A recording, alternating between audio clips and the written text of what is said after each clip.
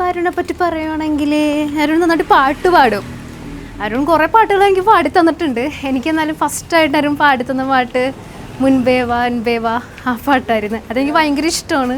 മുൻപേ വാ അൻപേ വാ കൂടെ വാ ഉയരേ വാ മുൻപേ വാ അൻപേ വാ പൂപ്പുവായ് പൂപ്പുവായ്